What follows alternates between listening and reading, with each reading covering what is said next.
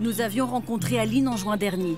Après 3 années de transition hormonale et sociale, il lui restait une étape à franchir, changer de sexe. Une opération d'affirmation de genre. Le jour J, nous étions avec elle. Tout s'était bien passé. Il arrive encore à Aline de regarder les photos de sa vie d'avant. Ma carte d'identité, permis de conduire. D'Alain, l'homme marié pendant 41 ans et père de 3 enfants, il ne reste plus qu'un souvenir. 4 heures d'opération du visage et une vaginoplastie ont fini de mettre en harmonie son cœur et son corps. J'ai eu beaucoup de critiques avec ça, mais je suis désolé, mais une transition, c'est un voyage qui va d'un point A à un point B et on ne s'arrête pas au milieu. Pour moi. Aujourd'hui, je suis Aline. Et je vis la vie d'Aline. Un sexe féminin avec lequel elle apprend à vivre, un corps qui se révèle. Peut-être beaucoup vont rire de ça. Mais la première chose qui m'a surprise, c'est je sentais mes jambes se toucher entre elles quand je marchais. Ça me paraissait bizarre. Aujourd'hui, j'ai l'habitude. C'est autant visuel que fonctionnel. Aujourd'hui, je découvre, je découvre ce qu'est être une femme. C'est énorme.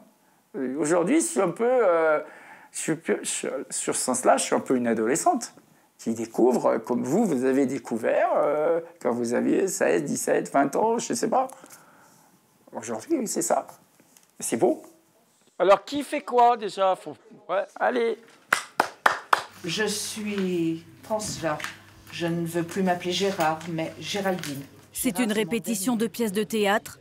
Elle sera jouée à Saint-Étienne pour la journée de la ville inclusive et aborde avec humour la transphobie. Vous avez perdu votre mari.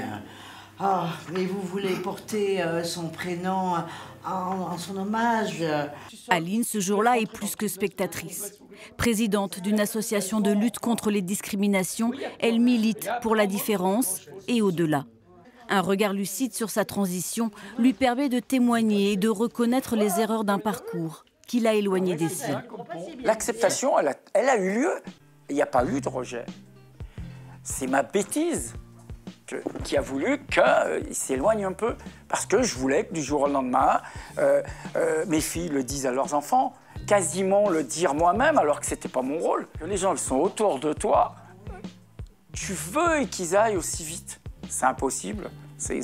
Mais pour le comprendre, il faut qu'on nous l'explique, ça. Moi, personne ne me l'a expliqué. Le conseil, c'est laisser le temps aux autres. Laisser le temps au temps. Ce que je n'ai pas su faire au départ. Alors c'est à moi aujourd'hui d'attendre. Peut-être qu'ils reviendront, peut-être qu'ils ne reviendront jamais, mais tant pis, je veux vivre ma vie aujourd'hui. Si Aline est la première femme en France à avoir bénéficié à 70 ans d'une chirurgie d'affirmation de genre, elle souhaite plus que tout ne pas être la dernière. La vie est tellement belle qu'elle mérite d'être vécue, et surtout en étant soi-même. C'est tout. C'est ce que je souhaite à tout le monde, être soi-même. C'est le principal. Aline est devant elle une autre vie, celle d'une femme prête à aimer de nouveau.